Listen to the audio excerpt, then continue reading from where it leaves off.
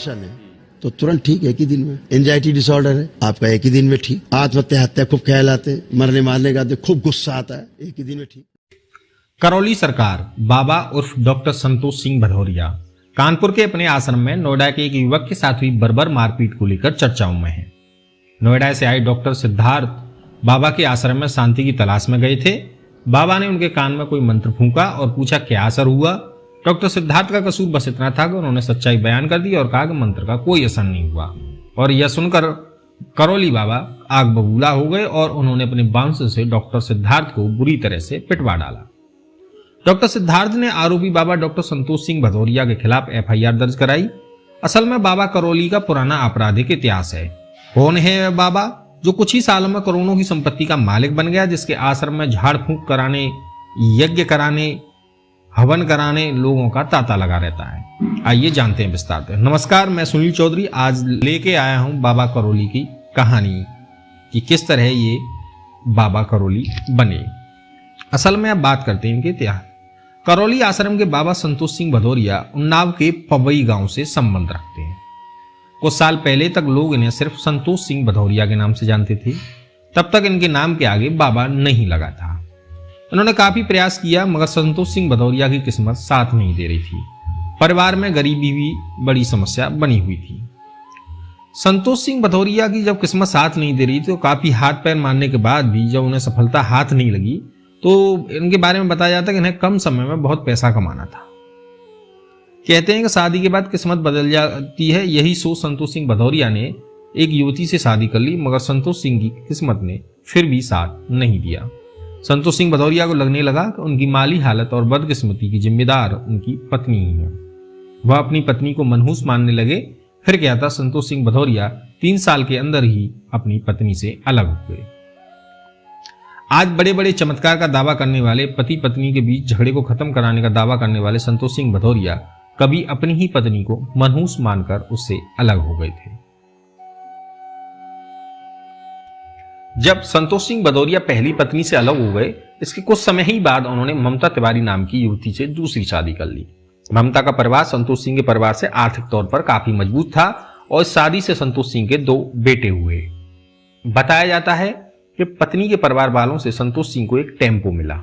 संतोष सिंह ने टेम्पो चलाया मगर उन्हें तो कम समय में काफी पैसा कमाना था और इसकी चाहत ने संतोष सिंह की जिंदगी में कई बदलाव किए।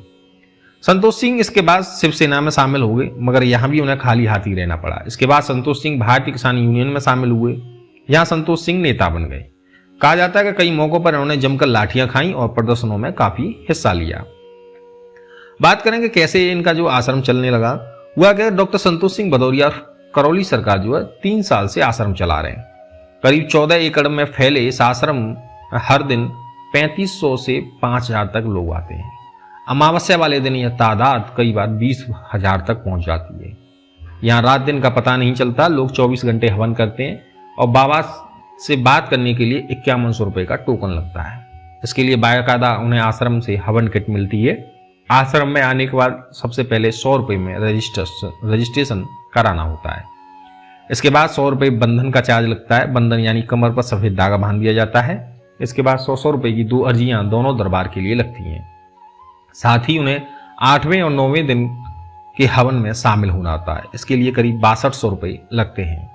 यानी यहाँ आने वाले शख्स को कम से कम 6600 रुपए तो खर्च करने ही होंगे। आश्रम की तरफ से 3500 रुपए का एक हवन किट मिलता है। आपको इसमें कम से कम 9 हवन करने ही होंगे। यानी हर दिन के लिए एक किट खरीदनी होगी जिसका खर्च 31,500 रुपए आएगा। अगर आप 9 दिनों तक आश्रम में रुकते हैं और खाना पीना करते हैं तो इसका खर्च अलग से है। जो लोग 9 दिन हवन नहीं कर सकते या जिन्हें जल्दी इलाज चाहिए उनके लिए 1 दिन का भी विकल्प है। इसका खर्च 1,51,000 रुपए तक आता है।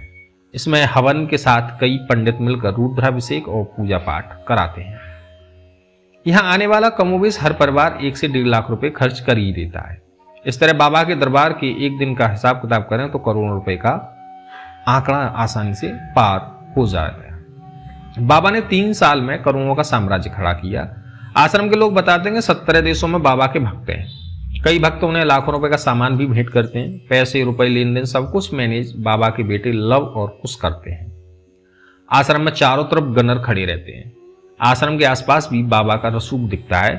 जिन लोगों से बाबा के बारे में बात करूं सब तो बाबा के फेवर में बोलेंगे या सवालों के जवाब दिए बिना चले जाएंगे, नहीं तो आपके साथ मारपीट भी हो सकती है। इनके इतिहास का एक और जो आपराधिक इतिहास के बारे में बात करें तो करौली सरकार बाबा डॉक्टर संतोष सिंह भदौरिया अपराधी से बाबा बनने तक का सफर भी बड़ा दिलचस्प है। संतोष सिंह पर 1992 से 1995 के बीच हत्या और सेवन CLA समेत कई धाराओं में मुकदमे दर्ज हुए थे। पुलिस से बचने के लिए वह किसानों के नेता बन गए। इसके बाद पुलिस से बचने के लिए वह किसानों का नेता बनकर जमीनों पर अवैध कब्जे करने लगे। यहां तक कि कोतवाली थाना क्षेत्र में एक चर्च की जमीन का एग्रीमेंट कराकर रुपए तक हड़पने का आरोप भी इन पर लगा। फिर बिदनू में भूदान पट्टा पर सरकारी दस्तावेजों में हेर फेर कर कब्जा कर आश्रम खोल लिया और इसके बाद YouTube पर तंत्र मंत्र के जरिए समस्याओं को हल करने के लिए ये वीडियो डालने लगे। उसके करौली बाबा नाम से बने YouTube चैनल में 93,000 से लगभग ज्यादा सब्सक्राइबर भी हैं। कानपुर में उन्हें यूट्यूबर बाबा भी कहा जाता है। 4 अगस्त 1992 में फजलगंज थाना क्षेत्र में शास्त्री नगर निवासी अयोध्या प्रसाद की गोली मारकर हत्या कर दी गई थी। मामले में राजकुमार ने संतोष भदौरिया और अन्य के खिलाफ FIR दर्ज कराई थी। उस दौरान उनका नाम प्रकाश में आया था, जिसका अपराध संख्या 218 है। मामले में पुलिस ने जेल भेज दिया था। 27 मार्च 1993 को संतोष भदौरिया को जमानत पर रिहा कर दिया गया और वहीं वर्ष 7 अगस्त 1994 को तत्कालीन कोतवाली प्रभारी वेदपाल सिंह ने संतोष भदौरिया व उनके साथियों के खिलाफ गाली गलौज मारपीट क्रिमिनल एक्ट की धारा में FIR दर्ज की थी।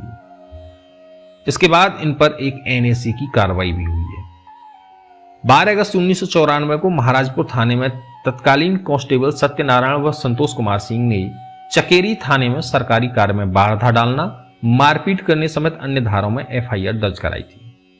संतोष भदौरिया के खिलाफ तत्कालीन जिलाधिकारी दिनेश सिंह के आदेश पर 14 अगस्त 1994 को NSA की कार्रवाई हुई थी, जिसकी संख्या 14 JA NSA 1994 है।